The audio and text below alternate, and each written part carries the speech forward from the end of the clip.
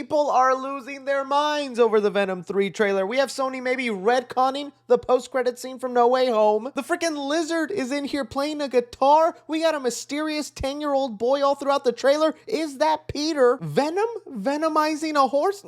I can't believe I'm gonna say it. Let Sony cook. I am up for this jumbled, crazy, dumb mess. The trailer for Venom 3, titled Venom The Last Dance, has now officially hit online. I was super nervous waiting for this trailer to pop up because, as you guys know, I made a video talking about the leaks involved with Venom 3. A lot of stuff got confirmed in this trailer, but also it was pretty vague. I'm not willing to say that this trailer 100% confirmed 10-year-old Peter Parker being part of the movie, but there is a 10-year-old boy in here that I'm like, who are you, kid? What are you doing here? We're going to be getting into that along with all the confusing Sony continuity they have going on here, but I want to hear from you guys. What did you think about this trailer for Venom The Last Dance? Are you on board with the Venom movies? Are you someone like me who kind of is just not really loving them? I think I'd love to hear your opinion down below. So overall, with my thoughts on this trailer, I actually liked it, surprisingly. It seems like they maybe have toned down a little bit of the goofier side, or at least it wasn't showcased all that much in this trailer, and that's always the part of the Venom movies that I could just do away without, the super silly, exaggerated stuff. It's really trying to bait us in and make us believe that this could be the death of Tom Hardy and the symbiote Venom. I mean, the freaking poster has the words, "Till death do us part." At this point, I just kind of want to have a fun movie, and him venomizing up a horse lets me know this probably is gonna be a bit of fun. But okay, starting off bit by bit, let's go with the opening of this trailer, bringing us in to the Sony Universe, Mexico. This movie is set to take place immediately after the events of Spider-Man No Way Home, where Tom Hardy is sucked out of the MCU and back to the Sony world, which is why we see him walking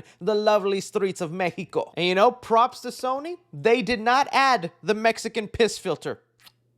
Thank you for doing away with that stereotype, but they still had to throw in the inclusion of what possibly could be cartel members coming face to face with Eddie Brock without them realizing what they're doing. Now, I think this is going to be a really great way to kind of open up Venom 3 and just do a little bit of action before we get into the main story. But I was kind of surprised with the little bit they're doing here. I mean, they have a knife that cuts open into Eddie Brock and he's bleeding a little bit. And even when Venom starts to do what he does, he bites the heads off these guys. Finally letting Venom do what he's supposed to do, not just eating chickens and chocolate. And you know what? I even found it kind of funny the way they played on the "We Are Venom" line. We are Venom!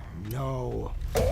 Yeah. But this little scene here makes me wonder if they're pushing the PG-13 envelope, or they might surprise us in the second trailer they reveal this movie's rated R. I doubt it, but it's nice to see them push what they can do with PG-13. Now, the other big thing we have to talk about here that is confusing a lot of people for different reasons is this quick moment in the middle of the trailer where it shows Chiwetel Ejiofor's character of Orwell Taylor capturing a piece of the Venom symbiote at a bar with a familiar actor, all looking very similar to the post-credit scene of Spider-Man No Way Home, where they teased the symbiote is now in the MCU. So let's talk about some of the confusing things people are talking about here. For one, they're like, whoa, what the heck? That clearly happened in the MCU. Why is that bar here? Why is that actor here? Sony and their messed up, confusing universe. Well, that is definitely true. We still have to remember the concept of variance. This bar and this shot side by side, you can see there are some major differences. The bar in the Sony universe is a lot less decorated, dimmer, and more crappy looking, as opposed to the bar in the MCU that has a lot more decorations, colorful lighting, is a bit more vibrant. We saw this similar thing happen when Venom went from the hotel in the Sony universe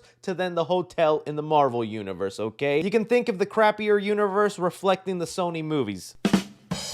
Yeah, I did it. And even the actor himself, although played by the same person and is wearing the same shirt, is wearing their hairstyle a little differently, which is still following the rules of the multiverse. You can have people play the exact same roles, be the same person, just slightly different in alternate universes. So that could explain here. Venom's got to pop back into this bar when he pops out of the MCU, and this will be the Sony version. But the part that most people are now talking about, and I gotta admit, this part is confusing.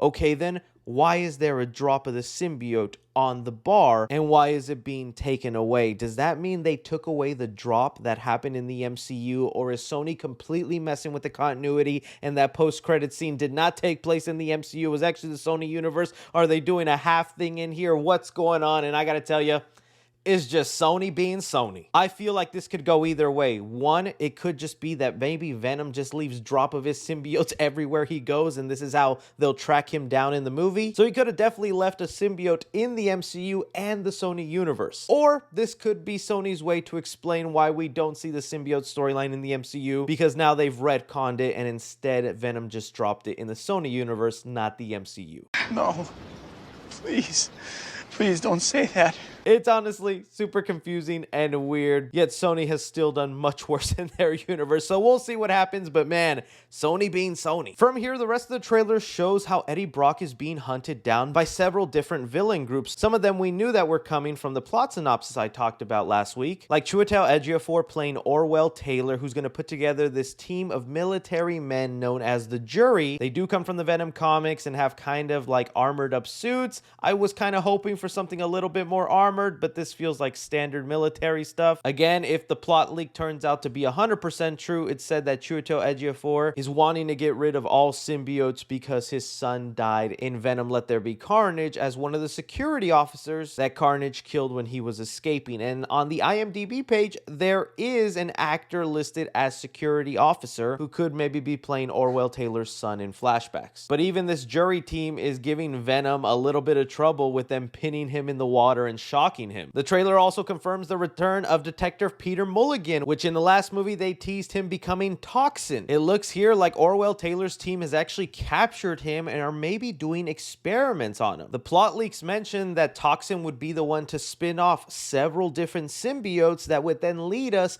to the Life Foundation from the comics, characters like Scream, Agony, Lasher, and there is a moment in this trailer where we see a bunch of symbiotes just floating in the back, all different colors, matching the Life Foundation symbiotes. So they could be having Toxic held hostage and are just trying to use him to create more symbiote offsprings. Now, this wasn't part of the plot leaks, but I feel like it's an obvious thing that's going to happen. I think eventually the Jury, these military group of people that are chasing Eddie Brock, have to be the guys that eventually put on these symbiote suits and they go after Venom with a little bit of power behind them. Juno Temple is also shown here in the trailer. In the plot leaks, it mentioned that she would become the Scream symbiote, that's the yellow one, and that she would even also have a romantic relationship with Eddie Brock. Again, not confirmed through the trailers, but I could see her maybe donning the symbiote once they get let loose. The one part that was never part of the plot leaks is this idea that the creatures from Venom's world are now coming to Earth to get him back. That's a surprisingly unexpected part of this movie, and we did have people, other scoopers leading up to Venom 3 coming out, teasing Null, the creator of the symbiote and a fan favorite choice to be a villain in these movies. I think it's like way too late to start introducing and teasing him, and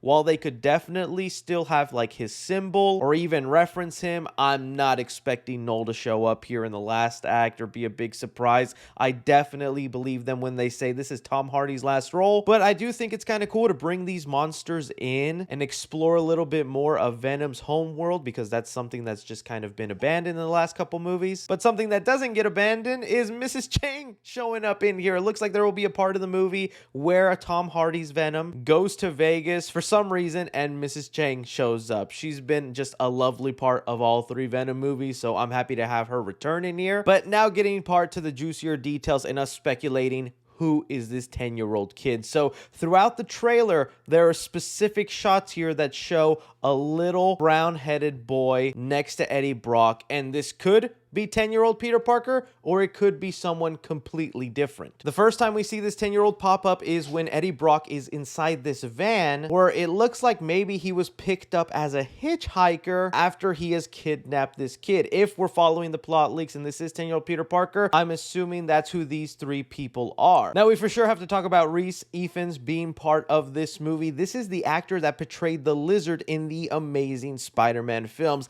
This is going to cause so much speculation and wondering, because for the longest time, people have wanted the Venom universe to be connected to Andrew Garfield's Amazing Spider-Man universe. I do not want that. I think these Venom films are such a step down in quality, and even with the missteps the Amazing Spider-Man franchise has had, I don't want Andrew Garfield to be part of this mess, even if that means we get to see Andrew fight Venom. But it is pretty interesting that they have that same actor who they did recently just show in Spider-Man No Way Home of movie that Venom The Last Dance is technically a follow-up to. Could this actually be the variant Sony universe version of Dr. Kurt Connors, the Lizard, or is the actor just gonna play a completely different hippie guy? I think he could just be a random actor and they don't even address it, and it's just for us fans to speculate and make clickbait thumbnails about, because it seems like that's how Sony has figured out how to trick us fans to pay a ticket for. But playing devil's advocate and going with this is Dr. Kurt Connors, this could be a variant version of Dr. Connors after the war, where he didn't lose his arm, so he never dedicated his life into the science field to regrow it, and instead followed the path that a lot of other army veterans go down, wanting to live a life of peace. It could honestly go either way, but I do kind of wish it's that variant version of Dr. Connors that never lost his arm, so he never went into science. Now, this 10-year-old kid shows up once again later on in this trailer, where it looks like it's the facility where maybe the symbiotes are being kept, and we have an older woman and a teenage girl along with the kid. These are the same people in front of the hippie bus driving it. A lot of fans are speculating, oh, is this Aunt May and like another relative of Peter Parker's, you know, like a distant cousin, a friend, and they're there to rescue him, save him?